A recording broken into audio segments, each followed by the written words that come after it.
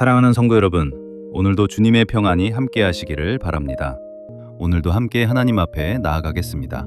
지난 시간에는 응답 그 이후가 중요하다는 사실을 함께 나눴습니다. 기도의 응답은 우리에게 너무나 중요하죠. 그래서 우리는 그 응답을 받기 위해 금식하며 기도하기도 하고 시간을 정하여 간절히 부르짖어 기도합니다. 그러나 여러분, 기도의 응답 그 이후가 중요합니다. 왜냐하면 그 응답이 내게 복이 될 수도 있지만 때로는 내 인생에 독이 될 수도 있기 때문이죠. 그러므로 우리는 응답 그 이후에 내 인생 가운데 어떤 변화가 일어났는지, 지금 나는 어떤 열매를 맺고 있는지를 생각해 보아야 합니다. 성경을 보면 기도의 응답 그 이후에 무너진 사람들이 있습니다. 대표적으로 히스기야 왕이죠. 히스기야는 기도의 사람이었습니다. 세계 최강 아수르가 쳐들어왔을 때도 기도로 물리쳤고, 죽을 병에 걸렸을 때도 눈물로 기도하여 생명을 15년이나 연장받았습니다. 그런데 그런 히스기야가 응답 그 이후에 넘어졌습니다. 하나님을 드러내기 위해서가 아니라 자신을 자랑하기 위해 바벨론 사신들에게 보여서는 안 될 것을 다 보여주었어요. 그 일이 결국 나라의 화근이 되고 말았습니다.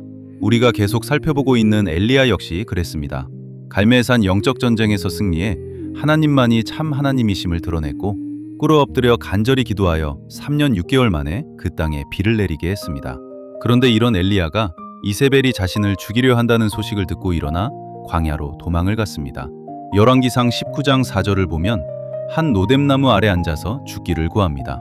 순교를 하겠다는 것이 아니에요. 자신의 신세를 한탄하며 차라리 나를 죽여달라고 한 것입니다. 그러면 엘리야는 왜 응답 이후에 영적인 침체에 빠졌을까요? 첫째, 자신과의 싸움에서 넘어졌기 때문입니다. 엘리야는 바알 선지자들과의 영적 전쟁에서는 승리했지만 이세벨의 말 한마디에 무너졌어요. 하나님이 자신을 지켜주지 않으심에 대한 섭섭함 때문이죠. 이렇게 간절히 기도해서 하나님 되심을 드러냈으면 적어도 나를 지켜주실 것이라 믿었는데 그 기대가 무너진 것입니다. 여러분, 우리도 그렇지 않습니까? 보이지 않는 어둠의 영과의 싸움에서는 승리하면서도 정작 내 자신과의 싸움에서는 힘없이 넘어지는 사람이 참 많이 있습니다.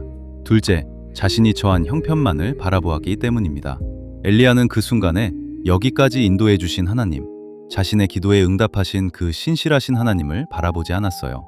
지금의 상황과 형편만을 바라보니까 자기 자신이 더 비참하고 초라하게 보였던 것이죠.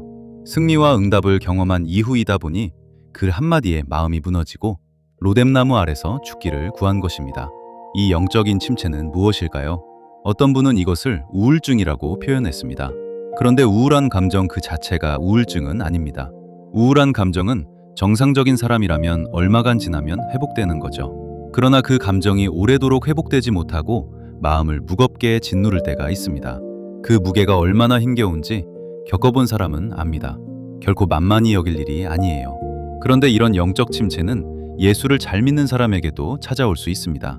성경을 보세요. 순전하고 정직하며 하나님을 경외했던 욥도 하루아침에 모든 것을 잃고 자기 생일을 저주하며 침체에 빠졌습니다. 위대한 지도자 모세도 백성들이 아우성칠 때 차라리 나를 죽여 이 비참한 모습을 보지 않게 하옵소서 하고 탄식했습니다. 여호와만이 참 하나님이심을 드러냈던 영적인 거인 엘리야도 죽기를 구했습니다. 그래서 어떤 분은 이것을 누구에게나 올 수 있는 마음의 감기라고 표현했어요. 그렇습니다. 영적인 침체는 누구에게나 찾아올 수 있는 마음의 감기와도 같은 것입니다. 그러면 우리는 이런 침체를 겪는 사람들을 어떻게 대해야 할까요? 오늘 본문에서 하나님이 노뎀나무 아래 엘리야를 어떻게 대하셨는지를 보면 그 길이 보입니다. 하나님은 침체에 빠진 엘리야를 한 번도 외면하지 않으셨어요. 그 회복의 과정을 하나씩 따라가 보겠습니다. 첫째, 하나님은 먼저 쉼과 먹을 것을 주셨습니다. 열왕기상 19장 5절과 6절을 보면요, 하나님은 네 믿음이 이 정도밖에 안 돼? 그러고도 선지자야? 하며 책망하지 않으셨어요. 천사를 보내어 그를 어루만지시고 숯불에 구운 떡과 물을 주어 먹고 마시게 하셨습니다. 그리고 다시 눕게 하셨어요. 침체에 빠진 사람에게 가장 먼저 필요한 것은 훈계나 해결책이 아닙니다. 몸을 쉬게 하고 따뜻한 것을 먹이고 곁에 있어주는 것입니다. 하나님은 엘리야의 영혼을 다루시기 전에 그의 지친 몸부터 돌보셨습니다. 둘째, 하나님은 한 번으로 그치지 않고 다시 먹이셨습니다. 7절을 보면 여호와의 천사가 두 번째로 와서 그를 어루만지며 이렇게 말합니다. 일어나 먹으라. 네가 갈 길을 다 가지 못할까 하노라. 위로는 한 번으로 끝나는 것이 아니에요. 하나님은 엘리야가 앞으로 걸어가야 할 길을 아셨기에 그에게 필요한 힘을 거듭 채워주셨습니다. 지친 사람에게 한 번 위로의 말을 건넸다고 할 일을 다 한 것이 아닙니다. 그가 다시 일어나 걸을 힘을 얻을 때까지 끝까지 함께해 주는 것이 참된 사랑입니다. 셋째, 하나님은 그에게 다시 사명을 주셨습니다.